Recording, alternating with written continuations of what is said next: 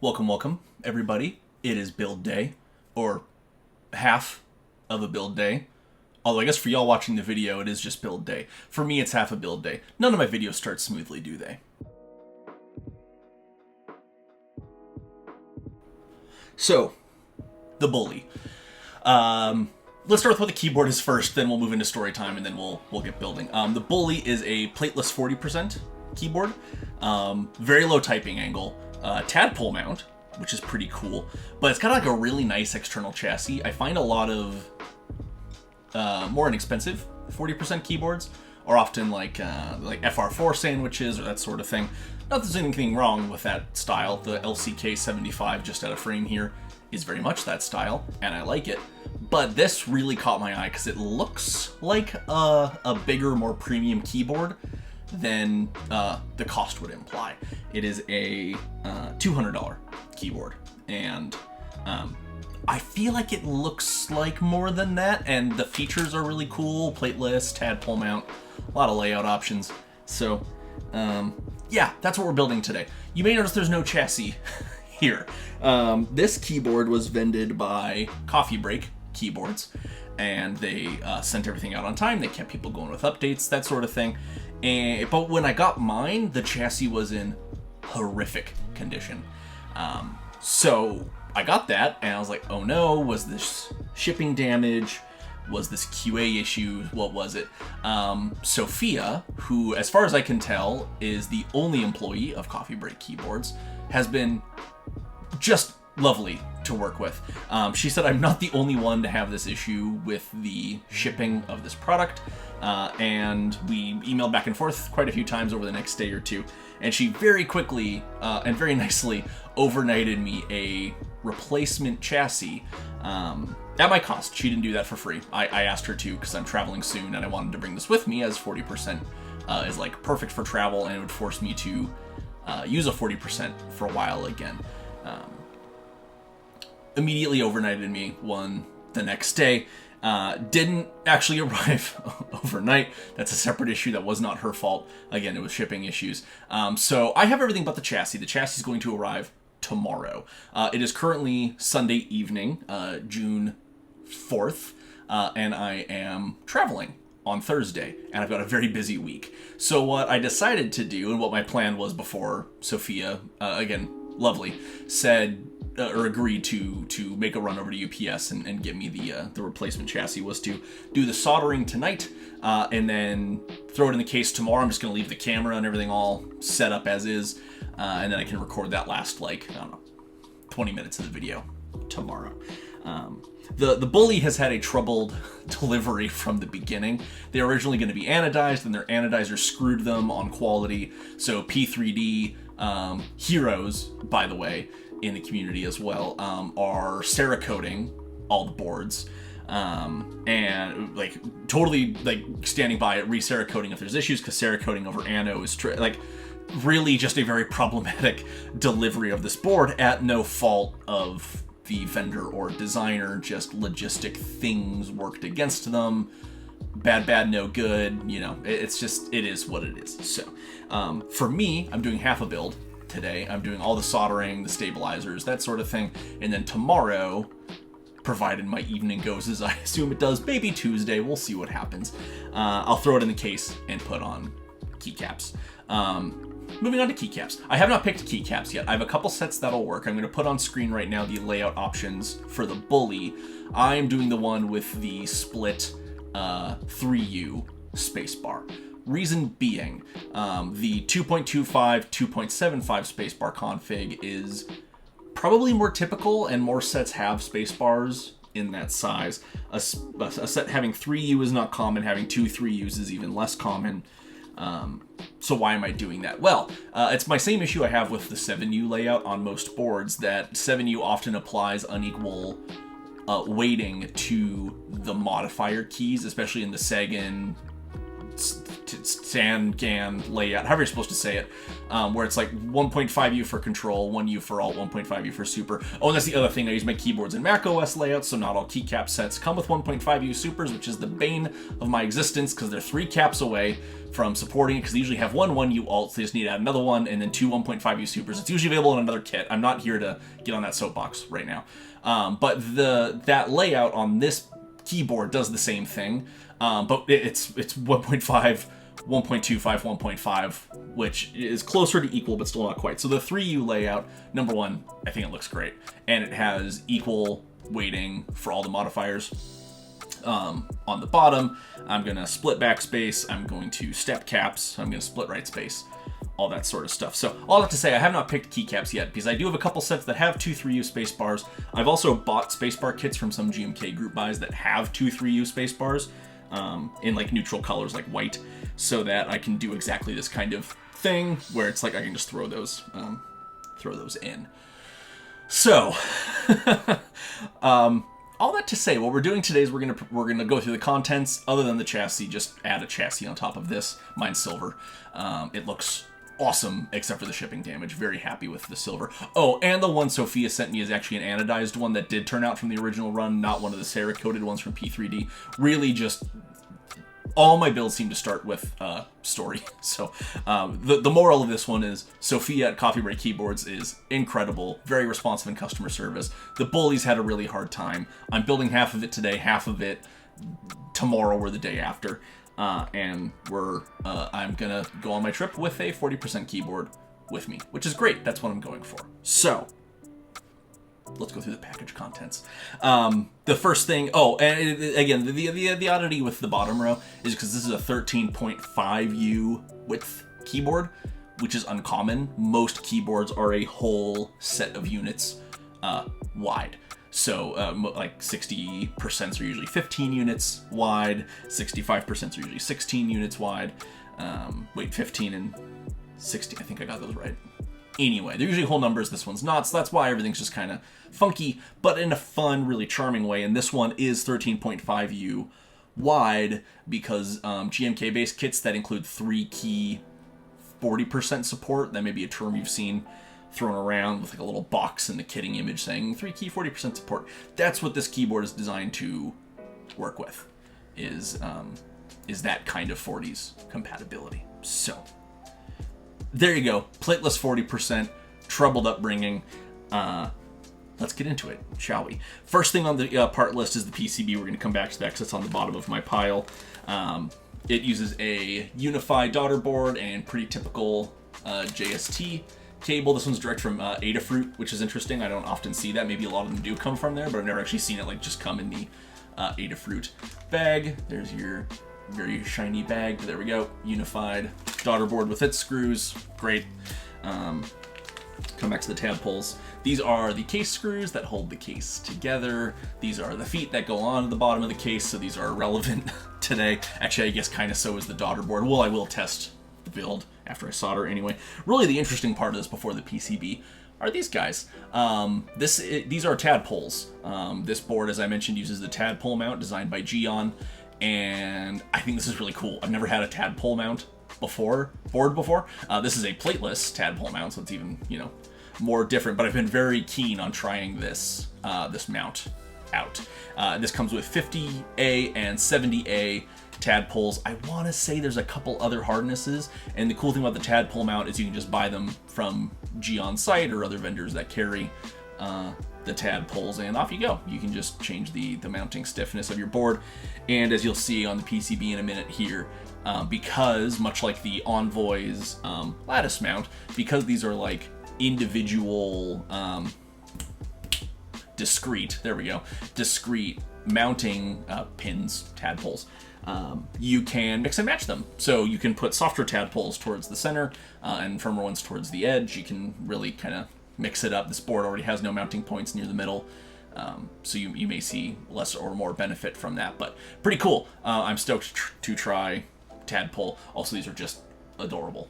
They're so cute. They look like little tadpoles, hence the name. All right, PCB, the meat and potatoes, or I guess this would be the I guess these would be the potatoes. The chassis would be the meat. This isn't worth spending time on. Here is our just adorable little PCB with one of the funniest meme silk screens I've ever seen, the unregistered Hypercam 2 watermark in the top left. That may be a reference. I was thinking about that when I saw it. That may be a reference younger people on the internet don't get, seeing that watermark on like every other, basically every tutorial YouTube video, or like, you know, ripped content and that sort of thing. That's so funny. Cracked me up when I first saw it. So you can see sticking off the edge here are the 8 tadpole. I'm trying to hold this so the light doesn't shine directly off of it. The 8 tadpole positions. They're all mostly towards the edge. There's none directly in the center. I'm a guy who likes a mounting point under the spacebar for firmness. This is already a plateless build, so that may have been a lost cause to begin with.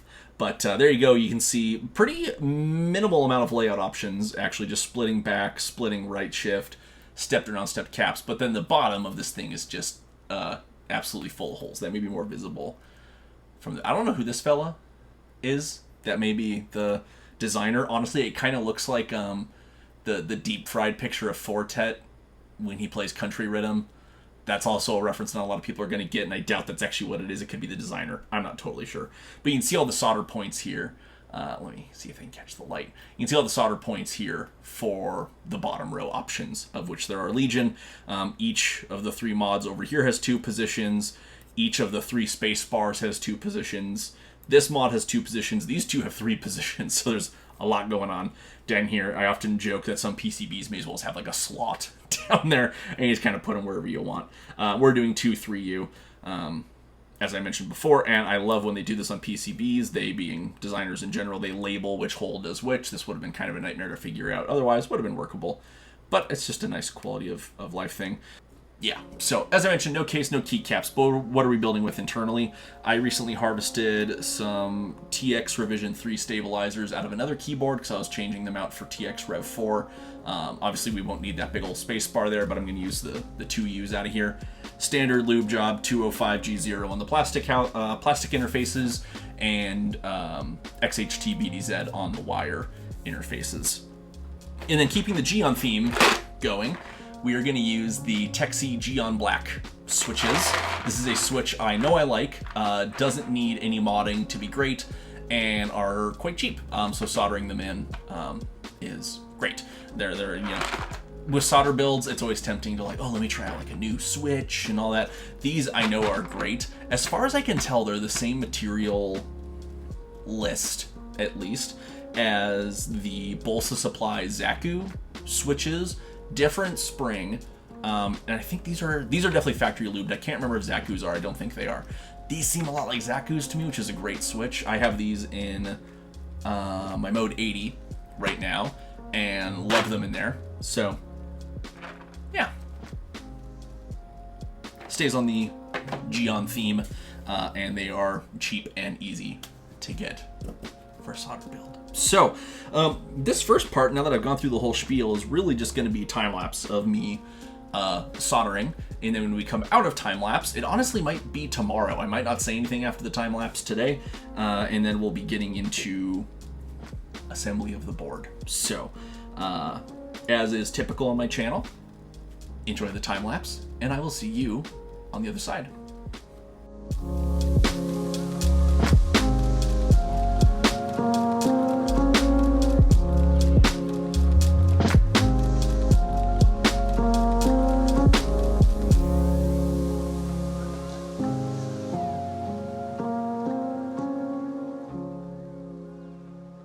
Okay, quick note, because I pulled out something novel that I don't believe I've shown in a video before. This was a little freebie I got in an order with something else. I guess that's technically upside... oh god. I guess it's technically upside down, isn't it? It's a little PCB that tells you what pins are what on multi-layout PCBs. It's got a ruler for units of keyboard width. It's a little freebie I got with a Keybio order. The kind of meme silk screen on the back interrupts explaining which holes do what. So I was just checking here which ones are 1.25. And it looks like we're in good shape there, which is great. Couple of the legs on the Texie Geon Black switches were almost tight in most of these. You may have seen me cherry pick a few, depending how fast the time lapse went by there, that didn't fall out. There are ways to handle that differently. I prefer just kind of cherry picking, especially because I don't do solder builds all that often. I prefer either hot swap or mil-max in most situations. I wouldn't mil-max this, but plateless, so that wouldn't go so well. Oh, there are plate files, by the way, if you want to plate this. Those are out there on the GitHub for the project. And all of these align pretty nicely, except for these two mods wiggle just because the holes that are needed here. So I may need to go back and realign those after the fact. I suppose actually while I'm soldering today, I could just take the mods off my poor workshop keyboard, as I always do, and let her rip with that. So I am suddenly second guessing splitting this. No, because that would put a question mark on the top surface, and that'd be shift. That is what I want. I was kind of second guessing this partway through. I guess I do have a desolder gun. I can always change it if I hate it. Because the few images of this that exist, basically P ends here, and then you could do your brackets here.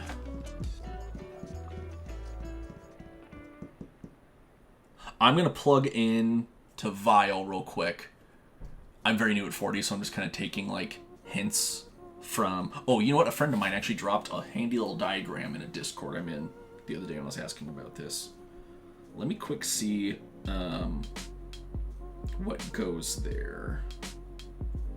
Oh yeah, a lot of people put their bracket keys there. And again, this is kind of a funny width one. A lot of these stop at P. Man, 4 stabilizers on a keyboard this small feels kind of funny. I guess split spacebar. I actually might do full-size backspace here. Is backspace normally next to P? No, it's normally at the end of the number row. Oh, but I often do split backspace actually, so that's not that weird. It's still not right next to P, but the whole board is shrunk. So that would be ASDF GHJKL something. What goes next to L on a lot of these? Oh, people put the colon key there. Yep, that makes sense. So what's the other one? Quote? Yeah, I'd probably use colon more often. Obviously, with a 40%, you're going to be layering it quite a bit. I could show this actually. This diagram is pretty cool. Ooh, I might have just shown my friend's info. Let me hide that. There we go. This is actually a pretty cool little diagram that shows common 40s layouts. So this is what I'm referencing. I suppose. Oh, I'm an idiot. I could just edit it and put that on screen. I may have just left that up there the whole time because I think my friend's name might have popped up anyway. But just put this image in there. I don't know who made it, or I'd credit them. I'll see if I can find out where they got it from. Yeah, a lot of people put colon next to return. Doing this, I get ZXZVBNM, comma, period, question mark, which I like having on the top, and then shift. That's great. I think I'm going to switch to full-size back, because always this gets a little funky, and as a learning 40s person, and that the desoldering goes both ways, now that I think about it, actually. I can always change to split back if I want to. And this was going to be ASDFGHJKL something. And most of these put colon, which I think makes sense. I feel like I use that more often than quote. And then, layers, obviously. Yeah, no escape key on this one. That's going to be weird. Some people, I think actually the default has this as tap as escape, or no, tap as escape, hold as tab. I think that's actually caps lock, which seems like a waste. I'll probably put a layer key there. Or maybe this was layer in caps. Anyway, I'm going to switch to full backspace. And I'll need to be careful with these 3 keys in the bottom corner to make sure they're straight. I can pull my, again, keycaps off my poor workshop keyboard that always gets brutalized for testing stabilizers and such. Oh, and that's another good note, actually, I thought of while I was popping these in. GMK 3U spacebars work with two. Oh my god, does this not take 2U stabs? Oh no, the PCB only supports 3U stabilizers. Oh, that's a problem. I do not have 3U stabilizers. Does this one take a 2U? That one takes 2U. That's weird. Well, this changes things pretty considerably. It's never easy with my videos, is it? I haven't even started soldering yet. I heated up my soldering iron and everything. I thought I was going to jump right in here. Okay, we're going to quick do the Wayne's World thing where we jump to another period in time. I'm going to see if I can, because I don't need to install stabs right away, benefit of it being plateless. I'm going to see how quickly I can get a 3U stabilizer wire shipped to me. 2 seconds. What I was going to say before I jump away, actually, is that GMK 3U spacebars support either 2U or 3U stabilizers. And I was going to demonstrate that, but then I learned this PCB does not. That's another thing I should have checked. 40s are fun. Be right back. Okay. Doodaloo, doodaloo, doodaloo. All right, we're in the future now. Duroc makes 3U stabilizer wires. Divinity, one of the nearest / fastest vendors to me, sells Duroc wires, and I verified via Reddit, as everyone does, because, you know, the bastion of all knowledge, that Duroc wires fit in TX housings. So, if not, I have Duroc housings as well from when I used Duroc stabilizers. And I got the wires were $1 each, and priority shipping to get them here in time was $9. So I just paid with tax and all that $12 for $2 worth of metal. Really, probably like 2 cents worth of metal, but you know, products. So anyway, GMK keycaps support either frickin' stab size. PCB does not. You know what? Actually, this one doesn't support 2U either.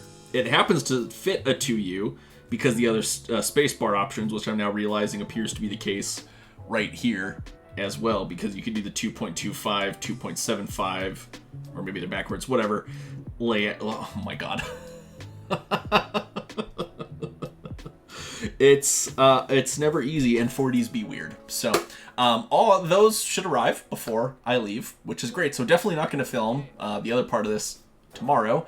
Hopefully on Wednesday, because I leave on Thursday. So, oh boy, building be fun. So really, all today is going to be soldering these Texie Geon black switches into this PCB. This has gone on for so long for soldering in, I don't know, not even 40 switches. I don't think, especially now that I unsplit my backspace. But this is the content y'all come here for. I would like to take a moment now to remind you to like and subscribe. This is free. I think it's entertaining. Maybe that's vain, but you know what you came here for. So now what I'm going to do, especially because there's no tall components on this PCB, this is an easy one.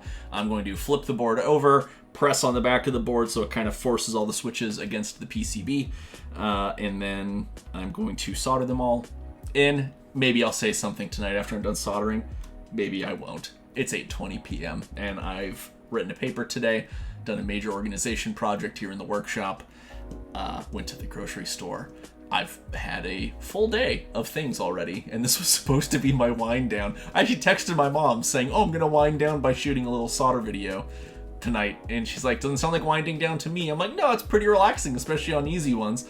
I will text my mother after this and eat crow for that. So enjoy the time lapse. I will see you on the other side. That might be 48 hours from now. It might be 48 minutes from now. I'm not going to pretend to know what's happening in this video anymore, but I hope you enjoy.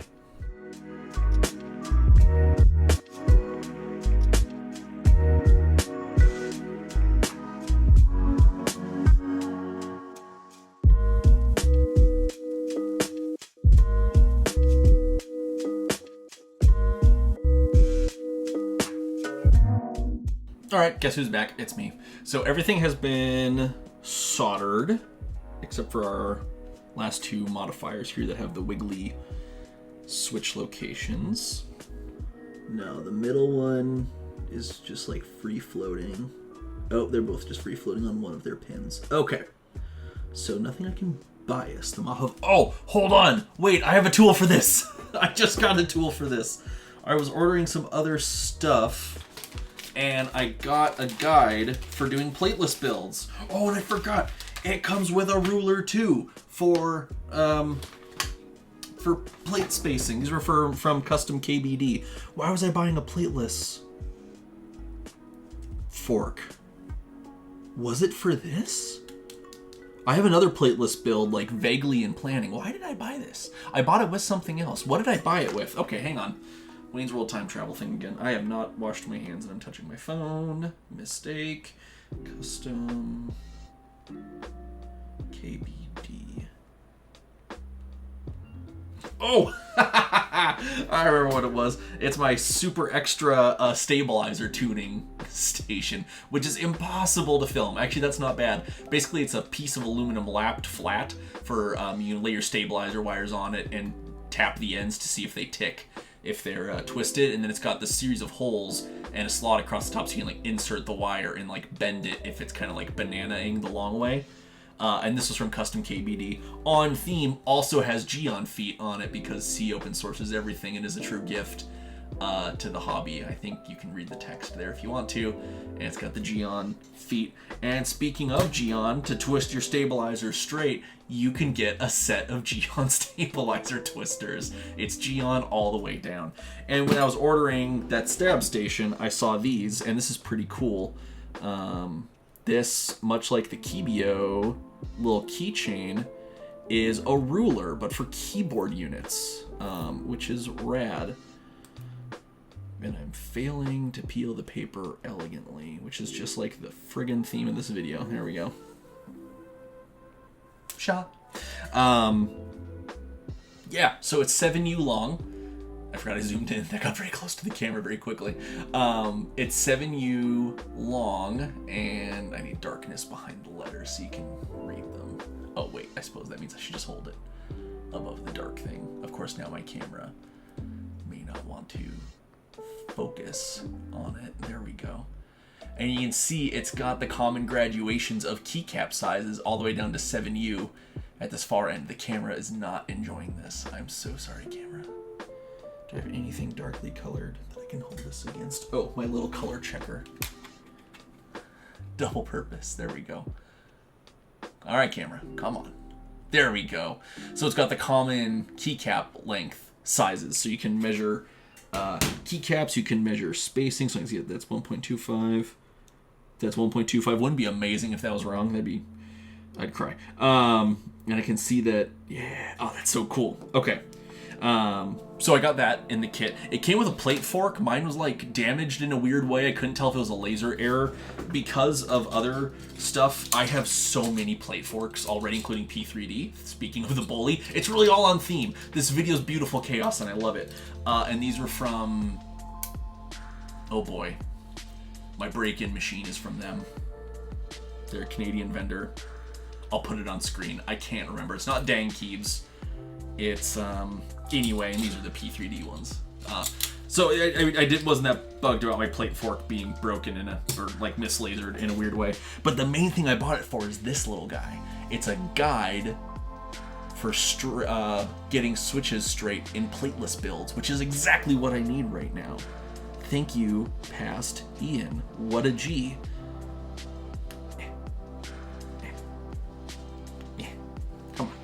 It also occurred to me while I was soldering that I called Sophia a she earlier. I actually don't know that. So Sophia, I apologize if that's not how you identify. Part of my reorganization project involved moving my garbage can, so I just rolled back to throw that paper in the garbage and completely missed because the can isn't where it normally is. This video is just a disaster. Oh boy, and I thought of something else while I was soldering, and I forgot what it was. I mainly wanted to apologize to Sophia just in case. Okay, All right, but what this does is it slides under the switches and holds them straight. How cool is that? Like, I can wiggle them pretty much as much as I could wiggle any other switch. This one I can wiggle a bit more because it's getting closer to the ends of the forks, but like it holds them really damn close to straight. So you're really just responsible for like that really fine, like what I would call micro alignment of the switches. And it reaches just far enough to reach over this spacebar switch. So that's great. Oh, but it doesn't stop switches from falling out because it's not a plate. Okay, so this one, I'll just need to push down with my soldering iron, as I did for most of those switches. Anyway, it has gotten dark outside while I've been doing this. What time is it? 8:41. Boy, howdy. It's almost my bedtime. All right, so I'm just gonna push down to make sure the switch is fully seated and tack that in place. I'm going to tack this one in place. This is a technique I learned, I think I learned this by watching Tejas streams early on, but then a keyboard build guide actually mentioned it. It might have been the doll build guide, which is my first plateless board. Let me grab these mods off my workshop keyboard, which are 1.25U, and see how our alignments are. So this trick is you solder one of the legs, which allows you to yeah, see, one of them wasn't quite straight, so let me, dramatic recreation here. I can zoom in further. Nope, not by much though. We're gonna bring that back out to there so I don't accidentally miss soldering. You can see I can punch in digitally too if I have to, that the code key is kind of a little bit. But since I only soldered one leg, I can kind of put a little pressure on it and twist it. And now it's still not perfectly aligned, but that may be that the control isn't, actually control's damn near perfect. Oh, you know what? I might have tacked the opposite leg from the pivot point, if that makes sense. Okay. Oh, actually, no, that's not even the full text of the trick, if you will.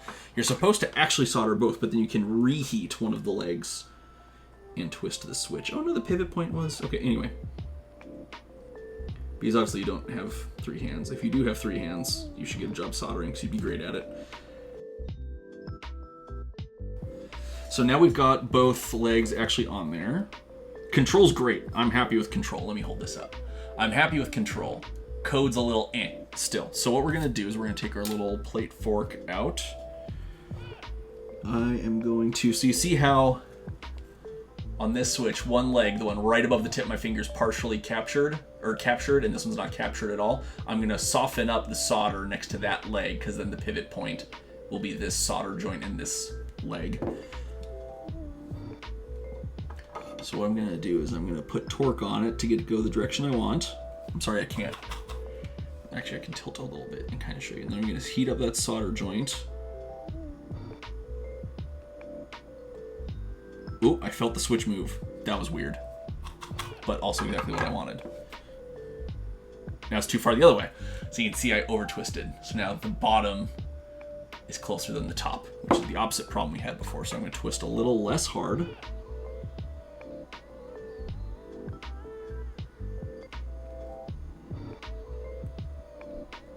Ooh.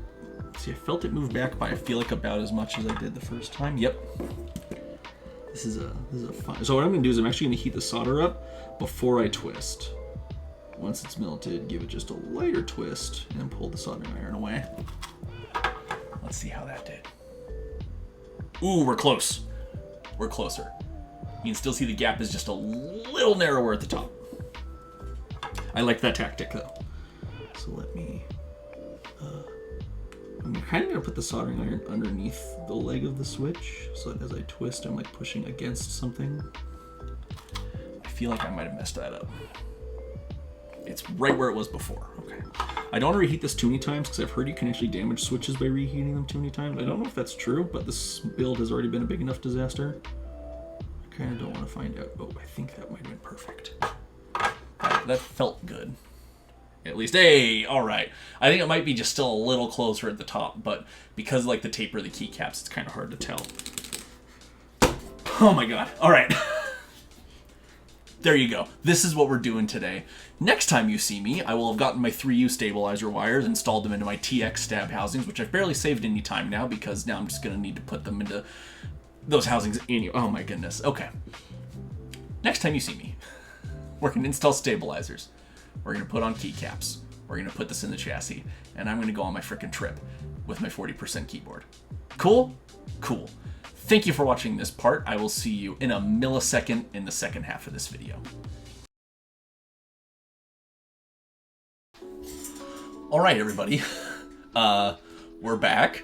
Not on Tuesday or Monday or even Wednesday. We're back on Thursday, the night that I fly out because all the parts are here. Everything worked out.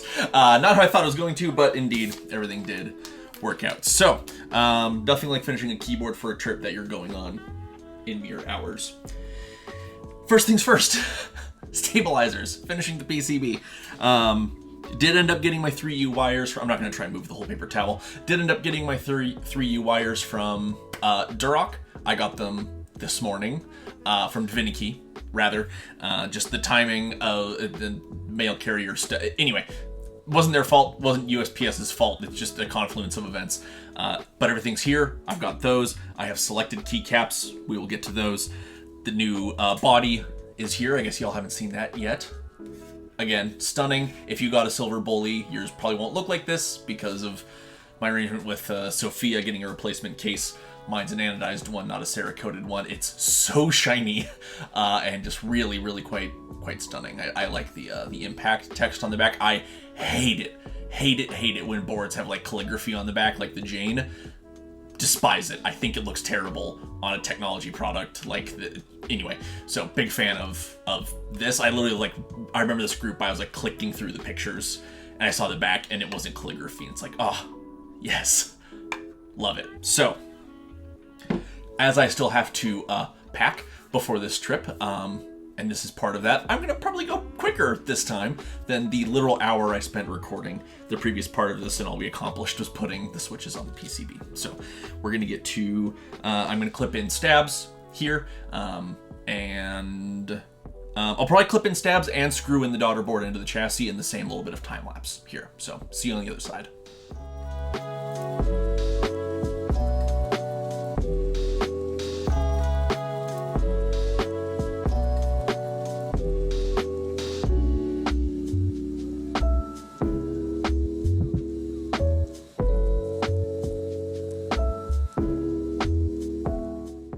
Okay, so we've got a daughter board mounted in here, unfortunately, with Phillips head screws. You win some, you lose some. We've got our top case here. We have our now actually fully assembled PCB with switches and stabs and all that goodness. Because they're kind of going to get hidden by keycaps, we're going to talk tadpoles next. So again, this is a plateless board that uses Geon's tadpole mounting system. If you're not familiar with a tadpole, that is what these are. By the way, this tray is a Key Cult Hex part tray patinaed by Wally Patina. He did a wonderful job. Highly recommend if you're into getting some parts patinaed. You get included 2 durometers or hardnesses. You get 50A, which are softer, and 70A, which are harder, more akin to most O-ring type mount boards. Geon does sell other hardnesses. That's the great thing about the Tadpole system, is that it's open source. So if you want 40 or 60 or I think 80 maybe, there's definitely 2 other hardnesses. I forget which way they go. You can also get those, which is super cool. I'm gonna go with 70A because pink is fun. I like firmer boards and they match the keycaps we're gonna use. So on that topic, we will be using, does it fit into frame? Yes, GMK 8008 Series 2. 80082, I guess the packaging just straight up calls it. And you'll notice the Ziploc baggie in my hand and a couple keycaps in my right hand. When I got this keycap set, it came with some 3U space bars and some, I think, 6U that I was unlikely to use. And so you had these 3U and they didn't fit in the JTK tray. You just saw them like, who would ever use 3U space bars? That's silly, so I put them into a baggie and labeled them and put them in my parts box, as one does. And, well, time to pay the piper. I'm using 3U space bars. So, as I was describing in the first half of this video, before I was so rudely interrupted by my own ignorance, GMK keycaps support 2U or 3U stabilizers for 3U spacebars. The Bully PCB does not, so you'll see my black TX Rev 3 housings have gold Duroc wires in them, which fit just fine and function just great. I did test them, so that's what we're gonna do. So the next time lapse, or actually, let me pop in the tadpoles here. Let me show you actually the other side of the equation here in the board real quick. So you see these cutouts here. I'm sorry, there's a child playing outside very enthusiastically screaming, and the weather's beautiful, so I have my window open. So if you hear a child screaming, I assume everything's fine. It's not my problem if it's not. These little cutouts here are where the tabs on the PCB go, and then the bottom side, kind of the head of the tadpole, if you will. Let's get the camera to play along here. Rests, in there. So that's what the PCB is sort of bouncing on. And then this long portion of the tadpole goes up in to... Okay, that was my fault, but appears not to be a problem. I may have just scuffed the replacement. Anyway, whatever. We'll resolve that at a later date. God, this resonated horrifyingly loud. The straight end of the tadpole goes up into here, much like a... That's going to be very hard to focus on. Much like a screw would. And then so that retains the... sometimes plate and PCB, in this case just PCB in X and Y. And that holds everything together. So to install these, it's toolless, which is pretty cool. You just take your tadpole, you take your plate and or PCB or just PCB, and you shove the tadpole through that little hole. Go to your home.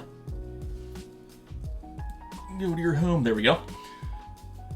And so it looks just like that. So that rests on the bottom of the bottom case. This pokes into the top case. And that's your mounting system. I think that's pretty cool. So I'm going to install the rest of those. I'm going to put keycaps on, and we're going to do final assembly, and then I'm going to go pack for this trip. See you on the other side.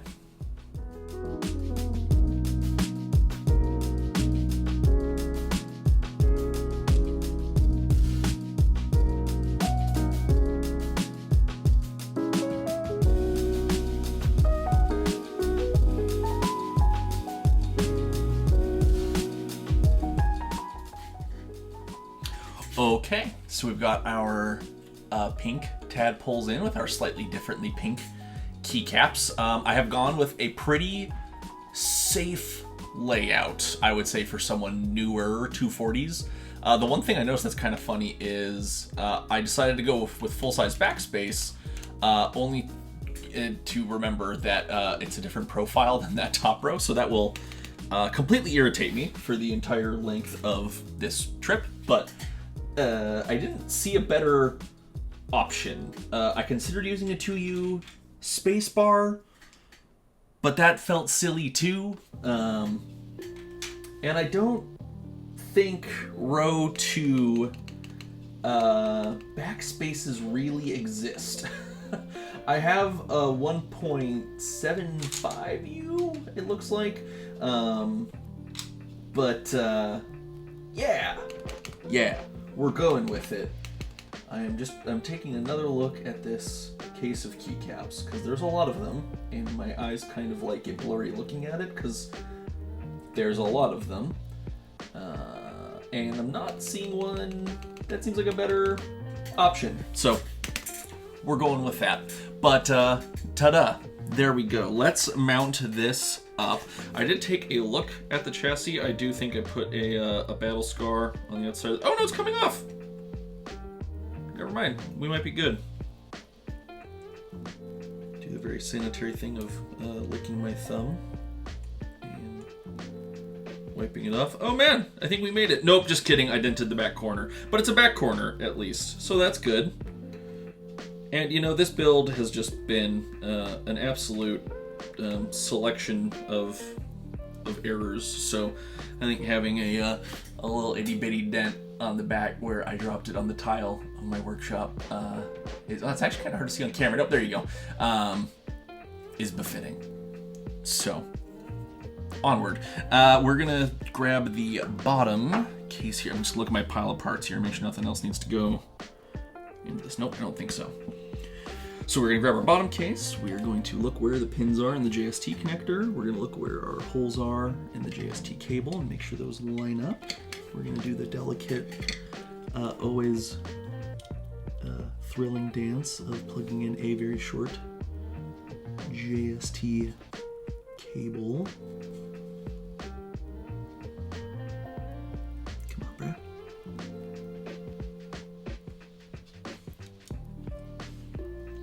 I love this part. But I also wouldn't want the cable to be longer, because then it's annoying to manage. So, you know, it's a tricky one. There you go. And just like I said,